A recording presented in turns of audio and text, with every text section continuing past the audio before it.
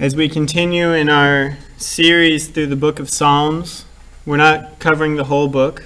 There are many, many chapters in Psalms. We would spend probably 3 years if we did every chapter, one chapter per Sunday. We're in Psalm 95 today, which is page 595. If you have one of these Bibles, the yellow bookmark should be on that page already if you flip it open to there. Page 595. It's on the right page, kind of the left column, if you're looking for it. Psalm 95.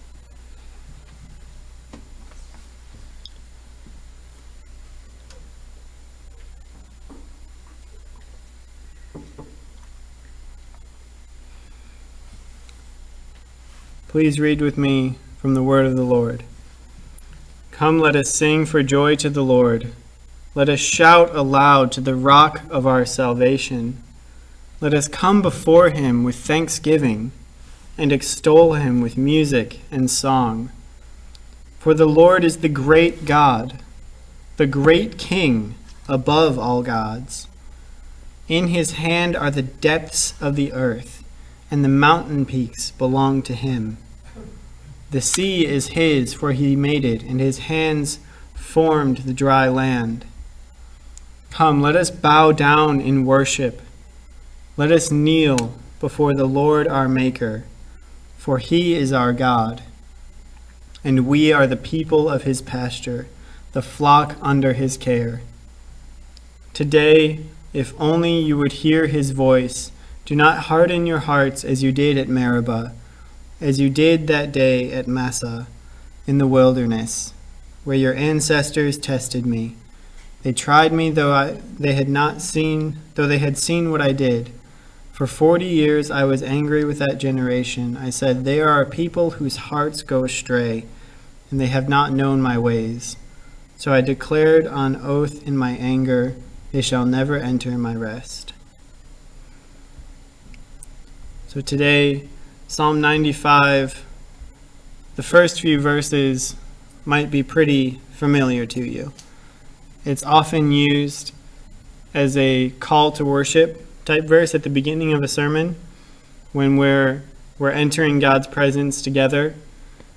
I've heard it pretty frequently that at the beginning of a worship time, come, let us sing for joy to the Lord. Let us shout to the rock of our salvation. It's letting us know that this is what we're here for.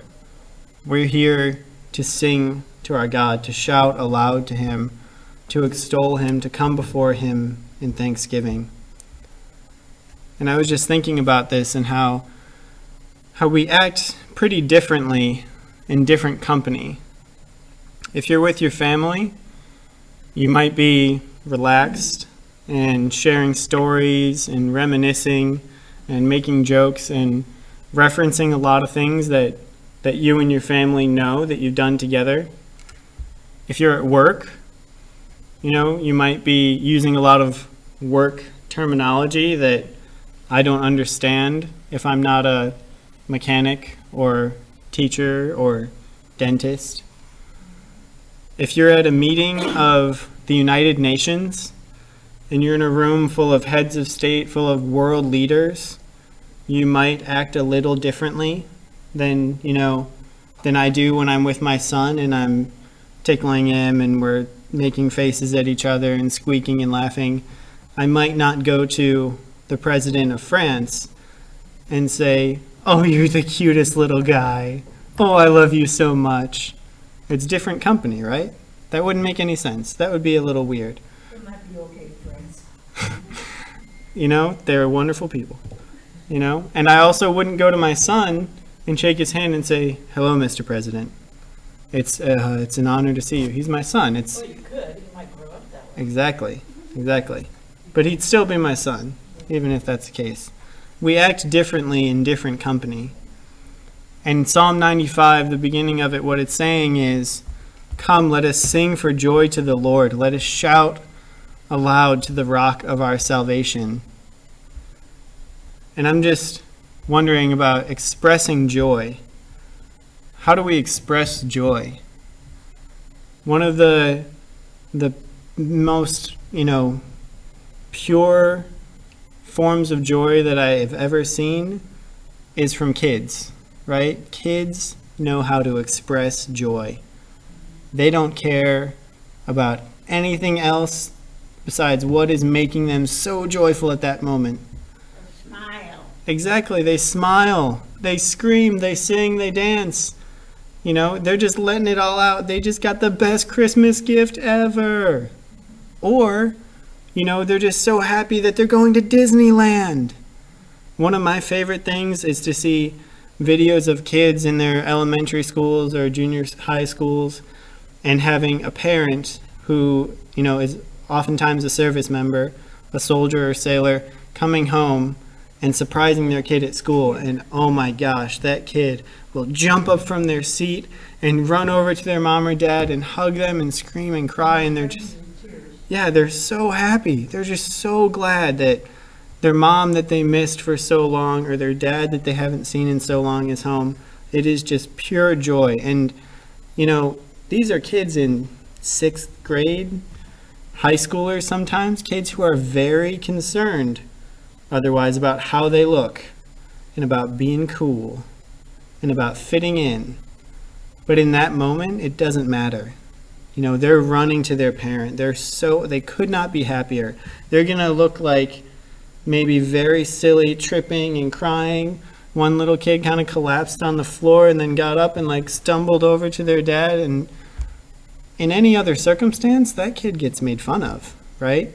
You know, if the teacher says, hey, we had popsicles today. Oh, thank you so much. I'm so excited. It's popsicles, you know? But when the parent comes in and surprises them, it's just pure, unadulterated, unheld back joy. So there's this type of joy that we see, and people make videos of those situations, and we watch them, and we're like, wow, that's amazing. But we don't feel that all the time, do we? Do we feel that every time we pray? Do we feel that every time we sing to God? Psalm 95 is saying, come, it's an invitation. Let us sing for joy to the Lord. Let us shout aloud to the rock of our salvation. When was the last time any of you have shouted? Maybe not that. I don't know if these looks mean, Ben, I never shout. Or if they mean I shout all the time, I just don't do it here. I'm not sure, and that's okay. You don't have to tell me right now. But oftentimes we don't shout. You know, Lake St. Charles is a fairly quiet place. You can feel like shouting. I shout to myself when I do something dumb. You shout at yourself sometimes when we do, yeah, you know. I had a pastor who would yell at himself with his own middle name. It was kind of silly. He would make a mistake and be like, Robert Craig. And I thought, that's fascinating. You know, I always got yelled at by my parents with my middle name. Anyway, so this joy, this singing, this shouting with praise, we don't do it that often. You know, certainly not the way these kids do when their parents surprise them. And I understand that's a special situation, but Psalm 95 says, come, let us sing for joy to the Lord. Let us shout aloud to the rock of our salvation. I'm a fairly somber guy. I'm pretty mellow, pretty even keel. I don't get too excited too often, and I don't express my excitement a lot. I mean, certainly not in public. I mean, sometimes I do. Sometimes if I just like really like a song and I need to dance, then I'll just dance because it's just so much fun. But I realized if I'm excited about something that's in the future, I talk about it a lot. And I just keep talking about it. When I was studying abroad in Germany and I was waiting for my mom to come visit, I talked about her coming to visit for about 3 weeks to all my friends. Like, hey, 3 Thursdays from now, my mom is going to be here. I'm going to pick her up at the train station. It's going to be great. And my voice is totally mellow. But inside, I'm, oh my gosh, this is so exciting. I miss her so much. It's going to be amazing. So why don't we shout? Why don't I sing about it? Sometimes, some of us are more concerned with the approval of others than we are appreciative of who God is and what he's done for us. There's a video that I watched in high school that kind of talked about this. It showed kids at a concert, and they're liking the music, and they're dancing, and they're having a great time, and they're like, the video showed them in these bright colors, and then someone kind of walks up next to them, and they're just standing there, and that person's gray, like that person was in black and white in the video. And then the people who are dancing are kind of like, oh, maybe I shouldn't be dancing. And then they kind of stop dancing. And then eventually the whole crowd kind of stops dancing. You know, we get this nervousness, this feeling that we might be judged, that someone, you know, they don't understand the excitement, so I probably shouldn't express it this way, or I don't want to look silly, or I don't want to be alienated. Sometimes we're more concerned with the approval of others or acceptance of others than we are expressing to God how thankful we are for who he is and what he's done for us. Some of us don't let ourselves be affected by the weight of his glory and what it means to be saved. And this is something that I think can be really hard if we have been in church for all our lives, and we hear this Christmas story every Christmas, and we hear about the Passion of Christ every Easter, and it can kind of get to be the norm. And you know, it's Sunday, so we put on some nicer clothes and we show up, and we hear that God loved us, and he gave his son to die for us, and it's kind of these canned phrases. But these are big things, important things, heavy things. And really, they're heavy things that are like, it's a heavy weight of sin that's lifted off us. We're free. We can dance. I don't know if you've ever tried to dance when you're carrying like a 200-pound rock, but it's hard. But when God lifts it off us, we can wiggle. We can be excited. We can be glad we don't have to carry the burden of our sin. Some of us have spent our whole lives in church, which is a good thing. I have. I'm very, very thankful for it. But sometimes that can make the good news seem like old news. That can make the gospel seem like this thing that I've just heard forever, and I don't always let it affect me the way it should. And Psalm 95 is telling us, "Come, let us sing for joy to the Lord. Let us shout aloud to the rock of our salvation." Some of us might think that we're not that bad after all. And you know, really, being saved isn't too big of a deal because we were pretty good before anyway. I mean, if we're saved from something, right? If a little kid is running into the street and an adult, you know, you grab them and you pluck them up before they are in the traffic, that kid was heading into traffic. They weren't paying attention, or they were, you know, just running around. They were going to have a very horrible outcome if they weren't saved.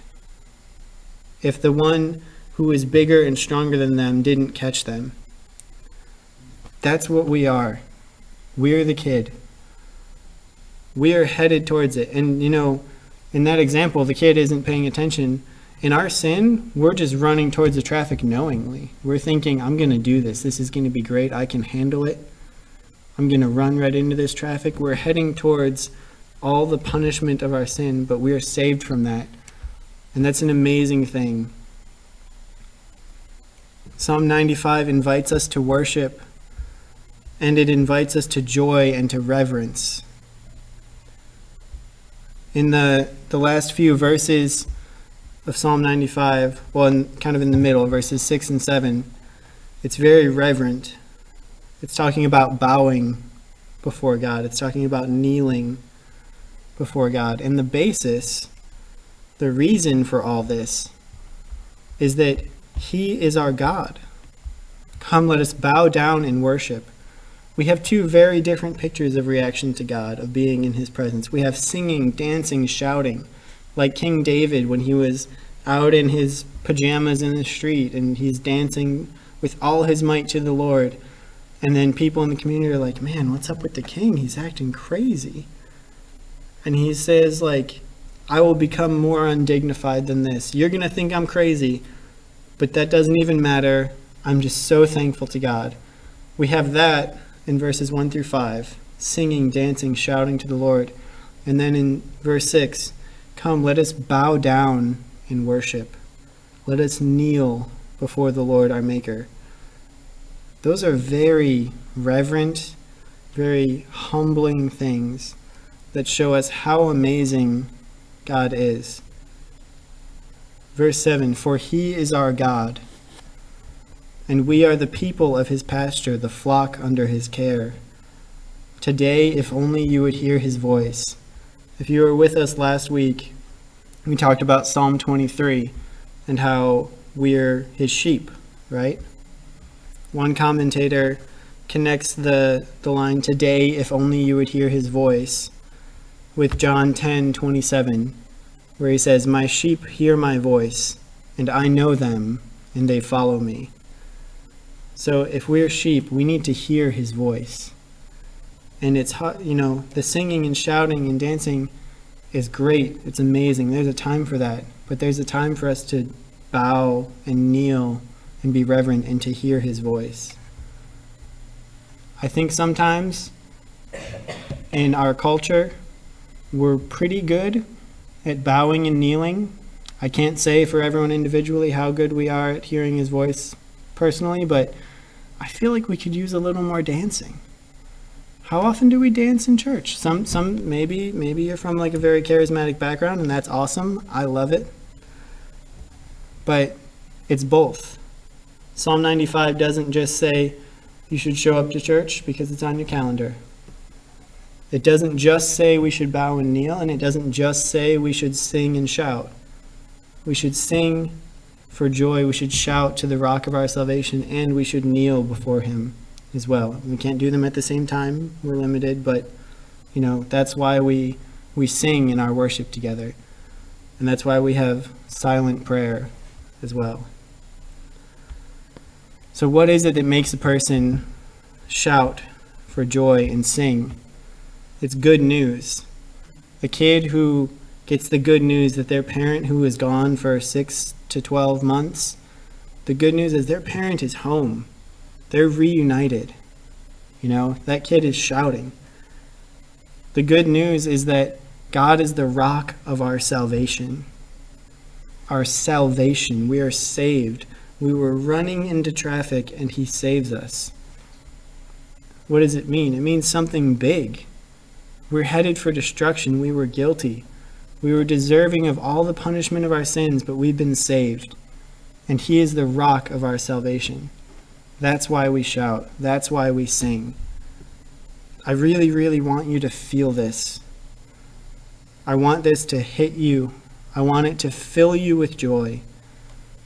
And it's my prayer for you this morning that you would let it affect you. And for me as well, I need to constantly be reminded by passages like Psalm 95 that what God has done for us is no small thing. It's amazing. And we are called to reverence, and we are called to joy and shouting and singing in praise of him. The Lord who made the dry lands, and he made the seas and everything in it, the Lord who saves us. If this is the Lord who you worship, please join me in the Apostles' Creed.